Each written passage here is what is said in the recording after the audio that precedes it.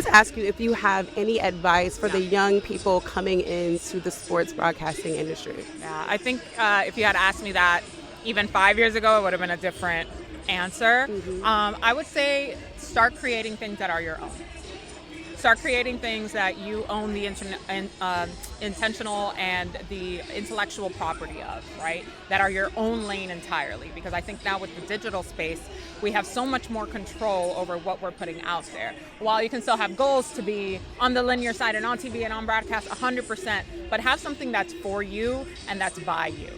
Now, would you give that advice to maybe the people that are doing this or transitioning in this that aren't young, that aren't in their 20s or in college or can get internships? Would you give them that exact same advice? I would. I'm giving the advice to myself, to be honest with you. Yeah, I think that's what it is. As the landscape continues to change, and media has always been something that's so transitional, right? But now it changes so quickly, it makes your head spin. So I think having something that you can really ground yourself on and that you can pivot with as the industry continues to shift is really, really important. And even all of us who have been in the game for a while, who have maybe reached a different level, we're trying to find these new lanes and new avenues so that we can keep pace. So if you're already in a position where you can start to be creative and do those things, you're ahead of the game, to be honest.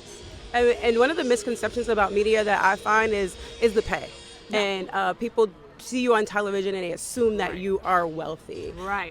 Can you speak to how many jobs you have to actually be able to afford to live? Right. Especially when you first start out, like I remember starting out in smaller markets, right? And I'm trying to hustle on the side, do consulting, do coaching, do whatever, just to really make it, on top of the fact that it's not as glamorous as people think. You're out here, one person band, right? There are certain levels, right, where you reach national status where it appears to be a little bit different. And there's certainly more financial stability, no question, once you get to a different range. But those jobs are so few and far between. So that goes back to my previous point of advice. Like, the more you can create for yourself, the more lanes of income you can create. Start diversifying these portfolios, okay? Because that's what we need to do for sure. All right, that to me goes for any career field. But we want to thank you, MJ, for stopping by and talking with me today. Thank you so much. Of course, thank you. All right, enjoy.